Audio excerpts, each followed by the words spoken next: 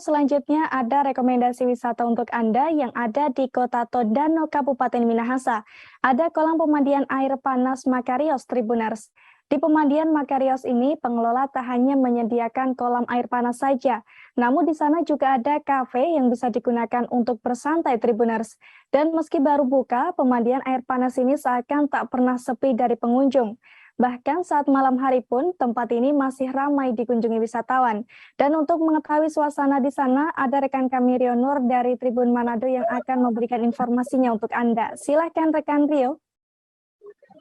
Ya, terima kasih rekan Ariska.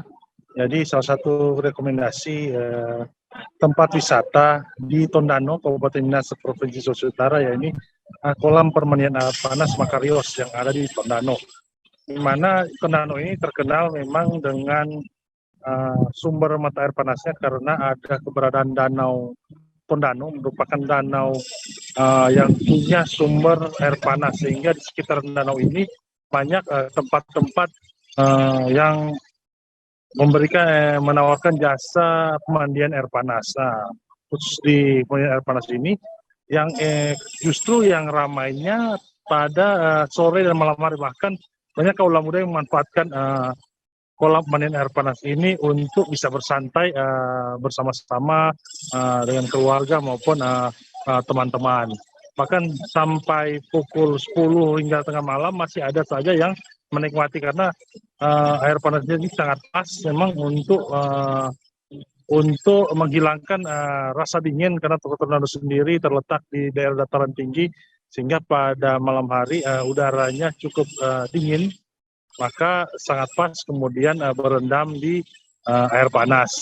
Memang selain tempat pemandian ini, ada juga beberapa tempat yang bisa menjadi pilihan warga untuk datang menikmati kolam permandian air panas. Harganya sendiri sangat terjangkau. Untuk bisa menikmati fasilitas ini bisa hanya mengeluarkan Rp20.000 per orang. Di situ juga pengunjung bisa memesan makanan ringan, ada menu mie, ada menu nasi goreng, atau ada juga pisang goreng dan kopi panas maupun teh panas untuk menghilangkan udara, menghangatkan tubuh dari udara dingin yang ada di Tondano. Sementara kolamnya sendiri pun sangat